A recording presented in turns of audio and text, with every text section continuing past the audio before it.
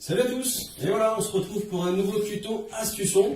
Et comme vous pouvez le constater avec tous les accessoires qu'il y a autour de moi, on va parler des micros et particulièrement du placement des micros. Alors le placement des micros, ça paraît anodin comme ça, mais en fait c'est hyper important. Ça va jouer énormément sur la qualité de votre son en façade, mais même aussi sur scène. Donc voilà, prenez le temps de vous installer, de placer vos micros, voilà, parce que ça va vraiment faire énormément la différence. Alors, je vais vous filer quelques astuces, donc quelques accessoires aussi qui permettent de se placer facilement.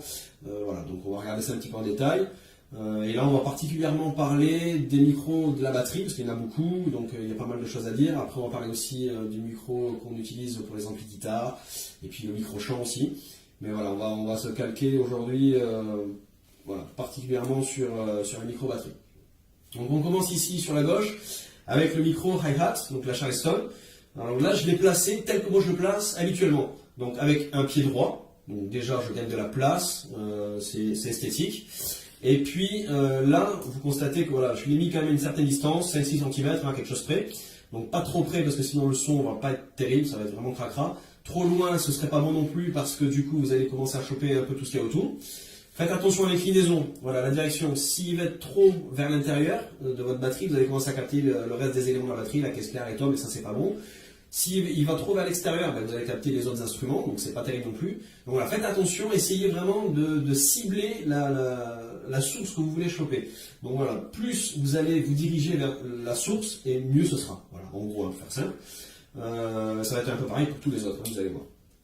Donc là, sur ce côté, on va avoir le micro caisse claire, que là, vous pouvez constater, j'ai clipsé avec une pince. Voilà. Donc ça, c'est la méthode que moi j'utilise parce que je la trouve très simple, pratique, efficace. Voilà, c'est hyper pratique. Vous voyez, hop, en 2 secondes on est clipsé. Et après, il n'y a plus qu'à régler l'inclinaison. On essaie de choper en général le centre de la caisse claire.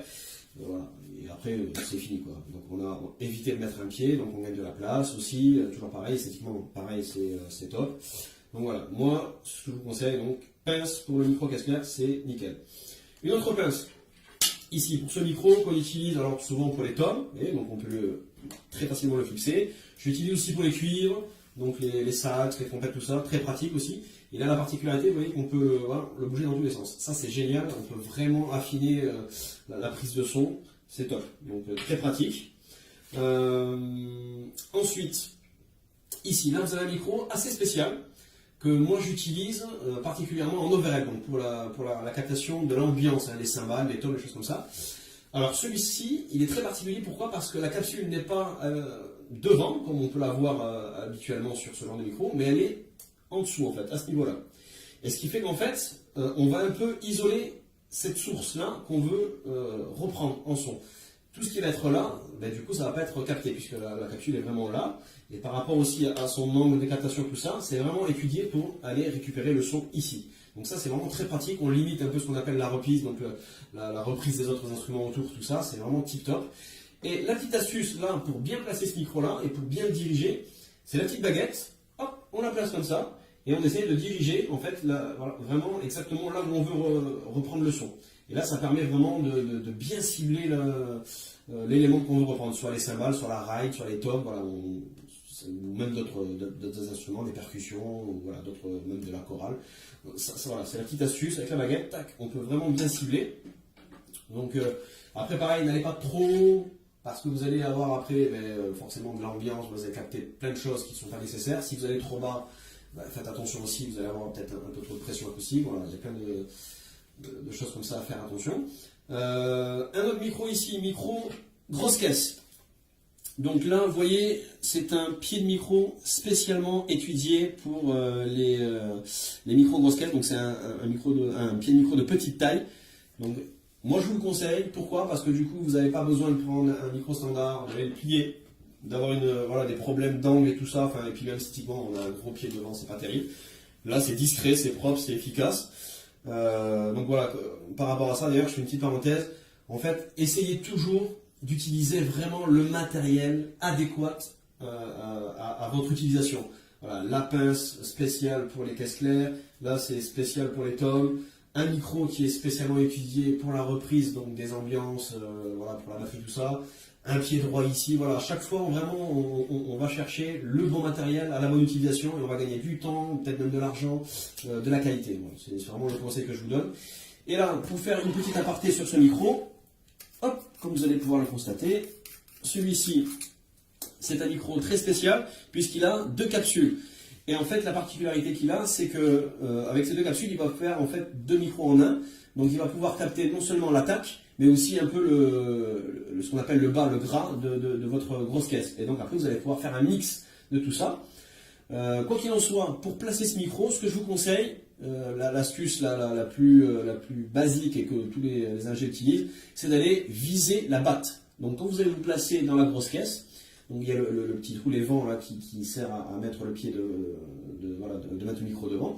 Vous allez rentrer un petit peu à l'intérieur et vous allez essayer de choper donc la batte. Vous visez la batte et comme ça vous allez vraiment de suite avoir l'attaque. Donc déjà vous aurez un son qui sera très net, très précis. Après à vous de travailler le son pour avoir le gras aussi de la grosse caisse. Et voilà, donc pour le micro grosse caisse, on continue avec un micro dont je vous ai déjà parlé, on avait même fait un tuto, ça c'est le micro que j'utilise moi pour la reprise des amplis guitare.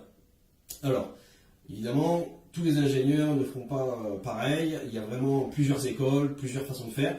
Alors c'est pas qu'il y en a une qui est forcément meilleure qu'une autre, c'est surtout qu'en fait c'est suivant comment l'ingé son ressent la chose, comment lui il aime travailler, quel son il aime avoir, et c'est comme ça qu'il va placer et choisir ses micros. Donc vraiment vous allez entendre plusieurs versions. Moi je vous parle de ma façon de faire en fait, qui pour moi me convient, qui convient avec les groupes avec lesquels je travaille. Bon, c'est vraiment c'est une question de communication aussi, hein. Il faut voir après avec vos musiciens qu'est-ce qu'ils préfèrent aussi, voilà, échanger avec eux. Moi je sais que voilà, la reprise avec ce genre de micro qu'on place en général, qu'on suspend et qu'on place devant l'ampli, donc le câble après hop il part derrière, un coup de gaffeur et c'est terminé. Je trouve ça simple, efficace, esthétique, pas besoin de mettre un pied devant, ça marche très bien. Bon, voilà, ça c'est mon avis, moi je vous le conseille. En temps vous allez gagner énormément de temps et puis bon la qualité est quand même relativement correcte. Voilà, donc je vous parlerai aussi des références. Donc, alors pour le placer, je vous avais déjà expliqué, on essaie de s'excentrer légèrement du centre de l'HP, hein, parce que sinon on ne va pas avoir les bonnes fréquences. Donc voilà, la petite astuce, donc micro suspendu, pas besoin de pied, super pratique. Hop, et on termine par le micro-chant, on en a aussi un peu parlé la dernière fois. Voilà, très important aussi de briefer vos chanteurs, chanteuses. Ça paraît pas, mais ça joue énormément. Le fait juste de bien tenir son micro, voilà, comme ça. Jamais comme ça. Alors ça fait style, ok, c'est super, ouais, rappeur, machin, c'est cool, mais c'est très mauvais pour le son. Vous allez accentuer les fréquences graves, c'est terrible, c'est pas bon. Là, le fait de le faire comme ça, ben, pas terrible, on n'a pas une bonne prise en main, puis en plus on peut vite abîmer là au niveau de la connexion, c'est pas terrible. Donc vraiment en pleine main, comme ça, on manche. Et vous lui dites de bien coller, voilà, hop, la voix, la bouche dessus, comme ça. Pas comme ça, mais en face. Voilà. Et essayez de lui dire si ça commence à bouger un peu, voilà, il faut un peu la rappeler à l'ordre, hein, régulièrement, hop, bien collé en face.